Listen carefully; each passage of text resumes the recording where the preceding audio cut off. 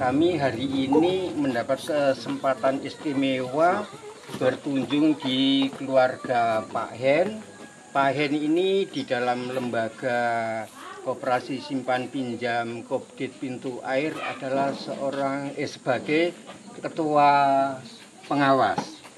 Pak Hen, terima kasih kesempatan bincang-bincang hari ini. Kami mohon Pak, kami ini awam di kampung ini namanya kampung apa? Lalu kebetulan ini Pak, Bapak kan mempunyai keluarga Ibu Cantik ini yang sedang tidak sama dengan anggota keluarga yang lain. Ibu ini kan sedang menderita ODGJ, tapi kita yakin bahwa suatu ketika akan sembuh. Nah, Pak Hen bisa menceritakan Ibu ini dulu penyebabnya apa, sebabnya kapan mulainya, lalu di dalam keluarga Bapak sebagai apa? Silakan Pak Hen. Oke. Baik, terima kasih Pak Audrey. Jadi pertama sekali tentunya saya selaku mewakili keluarga besarnya ini mungkin menyampaikan ucapan terima kasih banyak ya. Sama-sama Pak Hen. Pertama sekali terhadap keluarga besar KSP Pintu Air, dalam hal ini unit khusus Gepak ya. Yang juga pada hari ini juga mungkin terhadap Bapak Bayono selaku komandan. Kamu komandan lapangan. Yang menyuruh banyak orang. Ya, jadi silakan. hari ini sempat hadir di sini untuk mewawancara saya. Ya.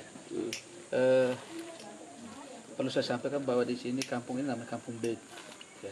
Kampung Beit, Desa Riit. Beit. Desa Riit, Kabupaten Sika. Kecamatan Sika, Kabupaten Sika.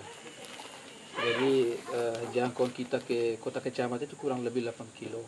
8 kilo. Perjalanan kurang lebih kalau pakai motor ya kurang lebih 20 menit lah. Iya. Menit. Dan kampung ini kampung paling ujung ya, paling terpencil ya. Dari Sika? Di Sika ini dia paling ujung ya. Iya. Dia dekat pegunungan Kimembuleng. Iya. Letaknya pas di bawah kaki gunung Kimembuleng. Dan masyarakat di kampung ini umumnya itu adalah mata pencarian bertani. Ya. Iya. Terlebih hortikultura itu yang selalu mereka jual ke pasar Mombele di kota Mombele. Itu semua itu sumbernya dari sini. Ya. Iya. Dan kampung ini kurang lebih ada 30-an kakak. 30-an yang kakak ada di kampung ini. Iya. Lagi di jalan. Karena kami lahir besarnya dari kampung ini. Iya. Termasuk saya salah satunya.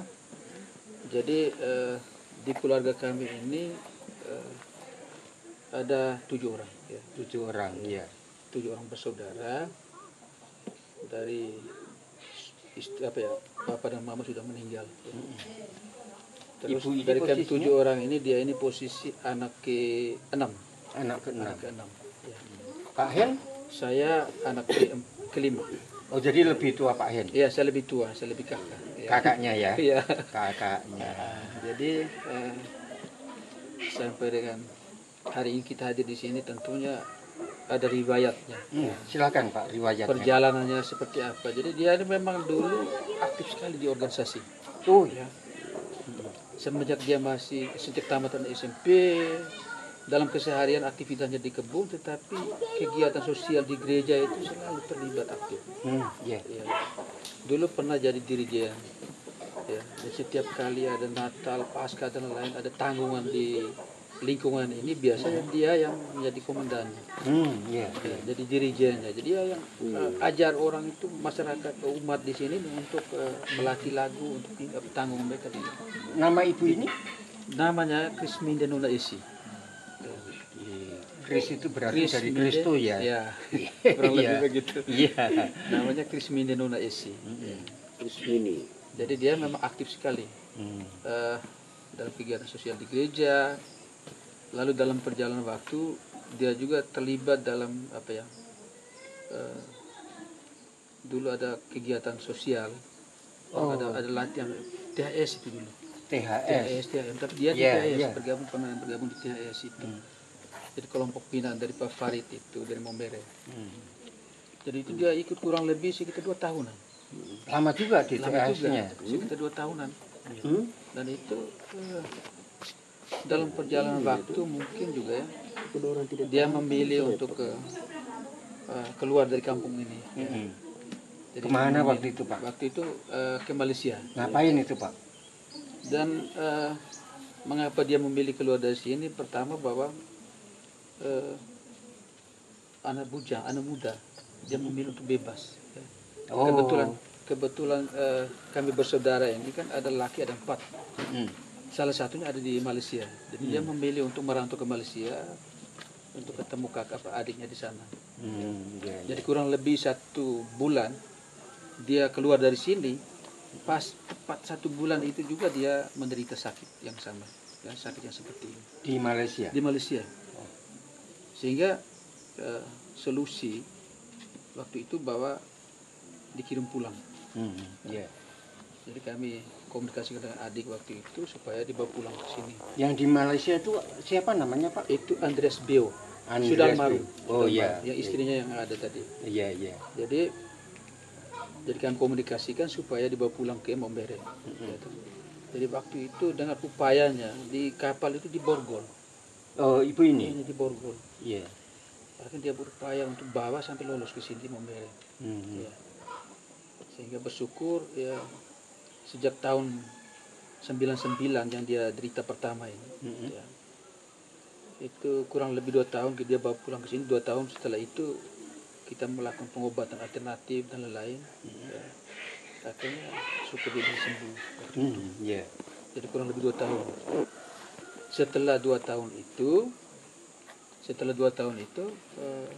dia sembuh dulu, dia baik. Dalam perjalanan waktu kita ada hajatan di kakak yang sulung punya anak itu. Ada sambut baru. Di situ dia kambuh kembali. Sambut baru itu kan pas lagi itu ya, terima komuni. Iya, terima komuni. Banyak orang. Iya, banyak orang. Mungkin dia terganggu atau mode seperti apa kita tidak tahu. Sehingga penyakitnya kambuh kembali setelah 2 tahun itu. Baik. Sehingga kurang lebih tahun 2099 berarti 2001. 2001. Iya. 3 tahun yang lalu. Setelah 2001 itu. Itu yang dia mulai kambuh sampai sekarang. Tapi kondisinya kan sebenarnya ibu ini kan sangat dimungkinkan untuk sembuh, untuk pulih kembali kan, Pak.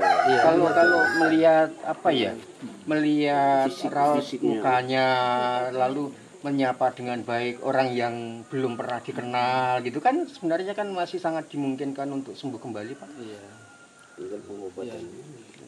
Dan mungkin saya perlu riwayatkan sedikit. Jadi ketika dia pulang dari Malaysia itu, kami sempat bawa pengobatan di medis. Medis pun tidak ada sembuh-sembuhnya.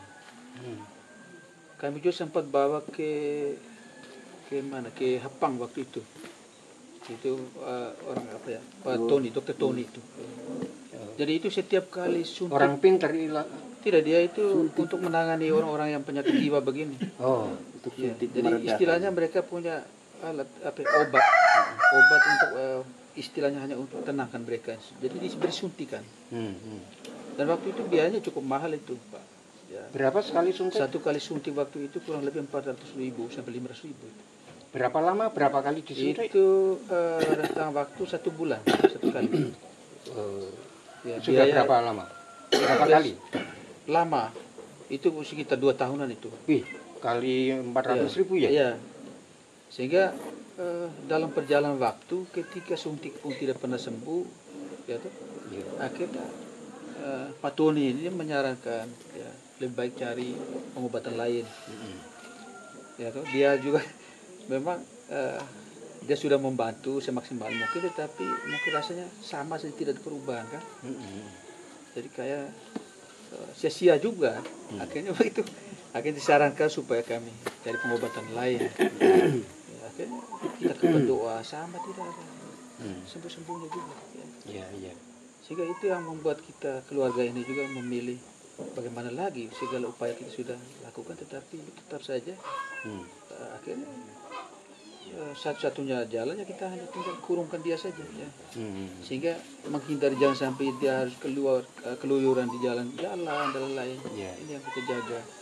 Sehingga biarpun dia terpasung, dan dulu pernah dipasung. Oh, pernah. Dalam perjalanan waktu itu ada bantuan dari biara apa barangkali. Itu sampai bangun ke rumah ini. Ya, rumah itu dengan dia punya pengaman itu ada. Oh, ini bantuan Ya ya? bantuan itu Dari biara? dari biara. Tapi yang ditangani oleh frater. Iya, iya, iya. Sehingga dia diamankan di dalam situ selama ini. Tapi Pak, ketika apa istilahnya kumat ya? Ya. Itu seperti apa Pak? Ketika gangguannya memuncak gitu seperti apa? Iya, jadi awal-awal itu memang reaksinya luar biasa itu. Ya. Itu reaksi penolak kita, kadang kita mau 2-3 orang ini laki-laki ini tidak bisa. Ya. Kita mau amankan dia tidak bisa itu. Iya, iya. Tapi dalam perjalanan waktu kita tahu lagi mungkin dia punya usia juga semakin tua, lalu akhirnya dia sudah mulai berkurang. Akhirnya, sekarang kalau memang dia ada reaksi sementara posisi terpasang, dia hanya sifatnya apa ya? Maki. Oh. Omong-omong yang ibarat radio tanpa gelombang, model begitu. Ya, ya, ya. Pak, ini kan kaitannya kan ujian kesabaran keluarga. Menurut Bapak, seperti apa keluarga menerima kondisi ibu kita yang cantik ini, Pak? Ya, baik. Itu kalau boleh bilang bahwa pengalamannya sama ini bukan hanya adik saya ini. Ya. Jujur saya mau katakan bahwa pengalaman saya mungkin kurang lebih dengan Bapak Yakobus Jano. Ya. Ya, jadi bapak saya juga dulu orangnya sama seperti ini. Oh, kena juga? Iya. Oh. Ini saya ngomongin bapaknya ada kubus. Iya, iya. Bapaknya namanya Pak siapa? Raimundo Seo. Kena berapa Jadi tahun? itu turunan dari bapak mereka itu yang terbawa sampai ke dia ini. Iya, iya, iya. Jadi bersyukur di kami yang anak-anak ini yang dia yang menderita. Jadi kami yang lain diselamatkan. Itu. Jadi tidak merasa Bapak Ya. dengan keluarga lain tidak merasa Itu menderita ya? Justru ini harus kami terima baik ya. Bahwa ini bukan juga cobaan ya. Dan ini harusnya kita terima ya. Kita mau buang siapa lagi yang urus ya. Iya, iya. Sehingga saya memang tinggalnya di jauh di Nita Keluarga, tapi kita harus terima. Jadi kadang juga kita harus naik ke sini perhatikan mereka. Dan ini jujur bahwa dalam keluarga ini kan sudah kami laki-laki sudah berkeluarga semua. Iya. Yang ada di sini kan tinggal ini kakak perempuan dengan dia ini. Iya. Ya, jadi siapa lagi yang bisa urus mereka? Jadi kami hanya sifatnya untuk datang kontrol dan lain-lain itu yang perlu. Oh iya. Dan tidak mungkin kami tinggalkan mereka. Iya. Pak Hen, mohon sampaikan kepada teman-teman kita yang lain mengalami apa cobaan seperti ini tentu membutuhkan kesabaran, tentu membutuhkan bukan hanya kesabaran tetapi juga apalagi gitu. Tolong sampaikan Pak supaya yang suatu ketika itu juga akan mengalami hal yang sama tapi bisa mengatasi halangan itu. Silakan Pak melalui UKM Aupi Pak. Baik, terima kasih. Ini teman-teman semua ya. Jadi pengalaman ini yang kami rasakan ya, kurang lebih sudah berapa puluh tahun dari 99 ya. Jadi ini cukup menantang ini dalam pekerjaan untuk ya merawati mereka ini memang agak susah ya.